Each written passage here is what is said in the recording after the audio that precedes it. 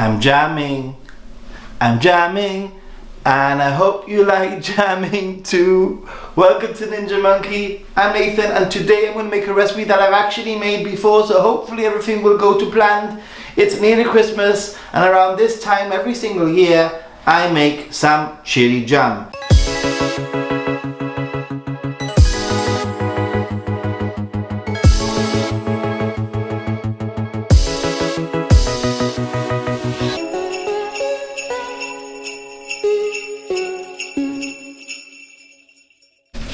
So, the first thing that I'm going to recommend you do is get yourself some gloves if you're planning on making this recipe, because you don't want to get any of the chilies anywhere near your skin, because then you might rub your eyes and it's going to be a nightmare. So, gloves.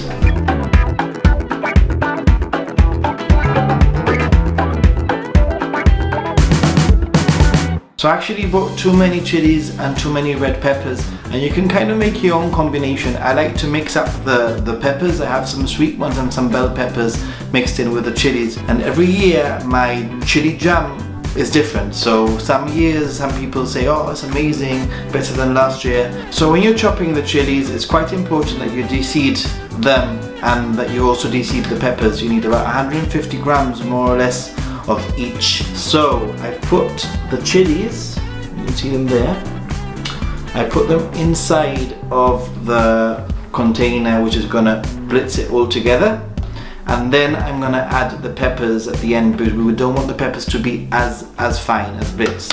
So let's do that.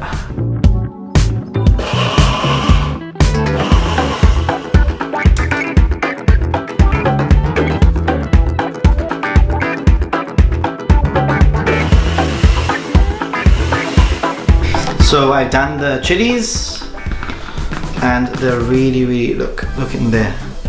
I've got my peppers prepared here, which I'm just gonna add to the chili mix and blitz it up, but I don't want to do it too much, because I don't want the peppers to be too fine. I want them like floating a little bit around in the jam on the final product.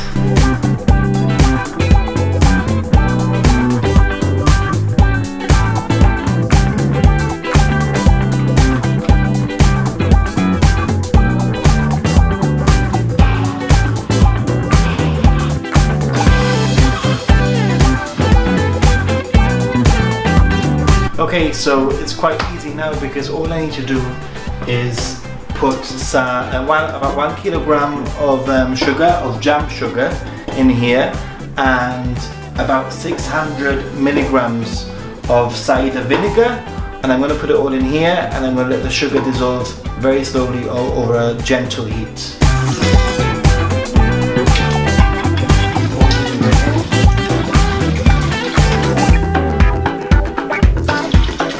Sugar, it says jam sugar.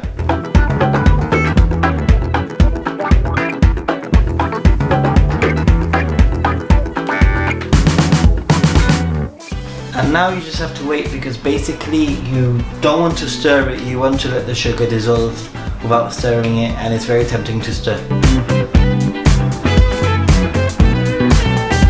Obviously you're going to have to check every now and then to see if the sugar is dissolved, by just kind of slowly stirring to see if the sugar is dissolved. Now it's a matter of just adding the chili that I have prepared here, and we need to bring it up to a boil for about 10 minutes.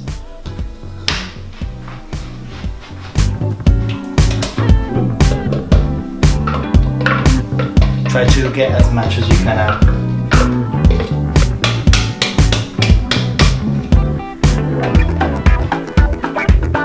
I'm going to put the heat up.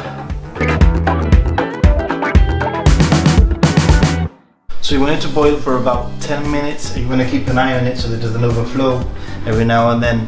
Like, I think it should be okay though, but every now and then if it does overflow, just take it off the heat, you know, that kind of thing.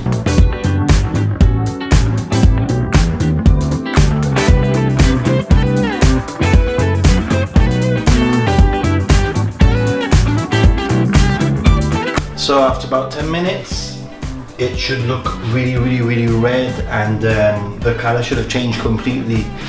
And you need to take it off the heat, completely off the heat. And now it's the easy part, because all you need to do is wait probably about 40-45 minutes for the whole thing to cool before you can ladle it into your jars.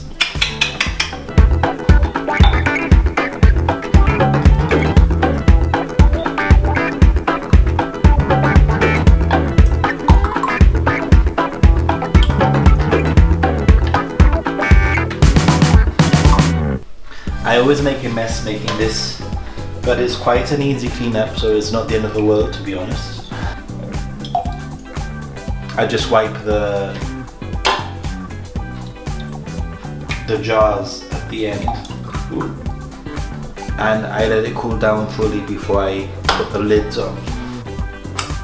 Ooh, this year's is gonna be a bit spicy, a bit hot.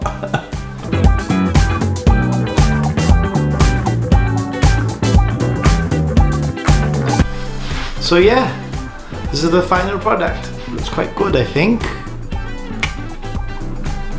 And actually it made about 6 this size and 2 slightly bigger than this, so not too bad. Didn't have enough to fill up the largest of the jars that I have, but it doesn't matter because I'll use this over Christmas.